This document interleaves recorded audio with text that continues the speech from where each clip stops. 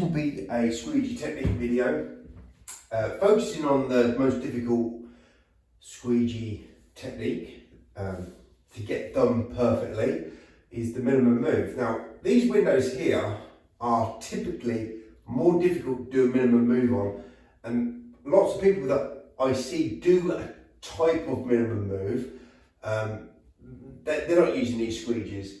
They don't start right, they don't close off right or close out right, and literally everything is going against them. So really this manoeuvre is only suited if you have many things in place. First of all, you need the right skills, you need the right know-how, you need the right squeegee. This only applies for this squeegee here. You need the right length of squeegee, you need the right soap solution method. So there's many things you need right, and you need to start the squeegee in the right place and close off in the right place, depending on what window frame you're working on. So there's lots of things involved. This only applies to people who are really good at what they're doing and know pretty much what they're doing on each and every window they work on. So a good example, let's just start down here first. Two types of windows basically there is in UK windows we're talking about. This is a window that I do not want to be closing out to the side on. So I'm going to start my squeegee in a place where my squeegee will, on the end of the manoeuvre, is closed out on the bottom. Now if this was a window that I can close out to the side, I will start my squeegee in a particular place because I'm going to be closing out to the side. Now the biggest problem with this manoeuvre, apart from being really difficult and getting zero detail, zero mistakes, is tooling technique is hard enough coming down the window with a small squeegee if you're not used to working like that, let alone going for the most difficult, most technical manoeuvre in window cleaning, which zero people on YouTube demonstrates this manoeuvre particularly well. So there's literally no information on YouTube what I'm going to talk about in this video that anybody has touched. So if anybody remembers the old Sorbo videos, he makes this manoeuvre where you start off here. I'm not going to go up all up the window and come back down, but basically he starts here and he closes out here. Now many window cleaners that I've seen over the years in my local area who do this type of manoeuvre, you're always going to get a load of drag marks here and just a load of mess.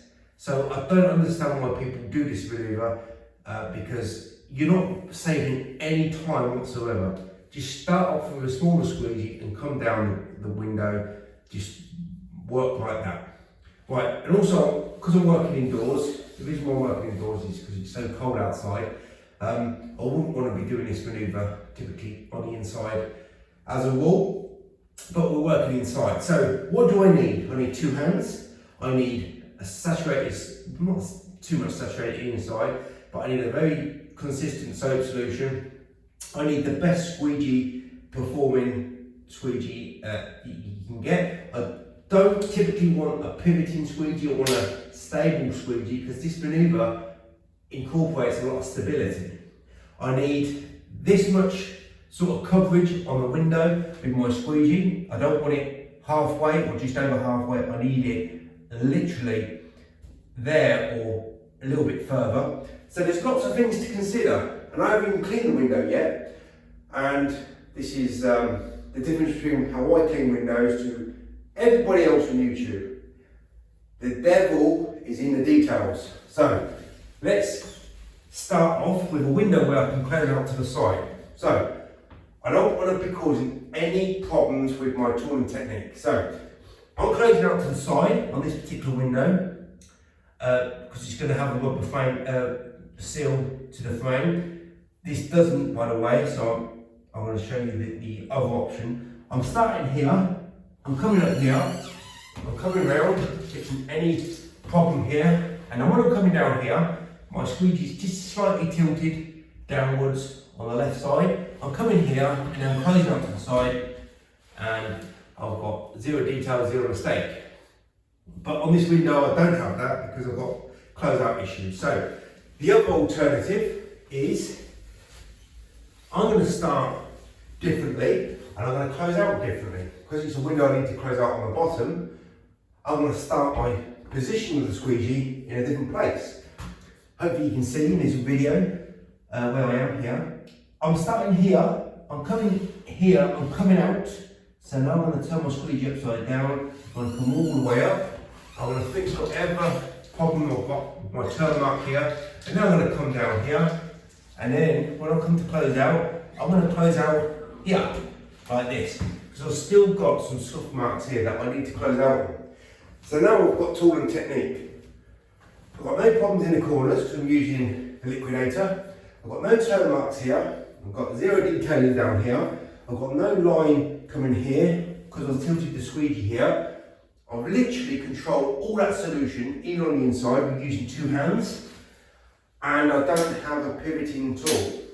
Now this is the most extreme, difficult, you need to concentrate a lot more on this tool and technique manoeuvre. And it's a high risk. If you can get it right, it's a good manoeuvre to do, but it's a high risk manoeuvre. Meaning you're going to probably have to do it 1,000 times to always nail it 100%. As long as you choose the right starting position for the right type of window. And some windows it's just not even worth attempting because the frames against the rubber and this end clip here, it's just not worth the hassle of trying to go for this manoeuvre. So just scale down the size, come down the glass. But this is a pretty straightforward manoeuvre to do on this particular window. As long as you've ticked all the boxes that is needed to be ticked to get this tool and technique manoeuvre done. So basically, when I'm coming down here, it's like a straight pull. It's a straight pull with no drag. Now, it's not a full straight pull because I've come up this side of the window first, and that takes some doing and expertise. But when you come around here, it's like there is the straight pull, and when I come to close out, I'm gonna, whatever solution that I've got on the bottom part of the frame that I haven't fixed from the start of the squeegee manoeuvre, then I've fixed it on the closeout. So, as a rule, if it's a window I can close out to the side, I'll start my position here, I'll go up and down and close out to the side. If it's a window I need to close out on the bottom, I'm going to close out typically like this. And again, there is, depending on what type of frame that I'm working on, there is still more fine tuning and different starting positions that I don't want to go into because it's just far too complicated. This is complicated enough, and it can get even more complicated on certain types of windows. So as a rule, if it's windows closing out to the side, start here, close out here. On windows you close out on the bottom, start like that, come up and come down. And you'll do a manoeuvre that saves a lot of time if you can nail it. It's a high risk manoeuvre, by the way, so you've got to nail it. There's no point doing it if you can't nail it. And if you can't nail it, just focus on tool and technique, doing something completely different.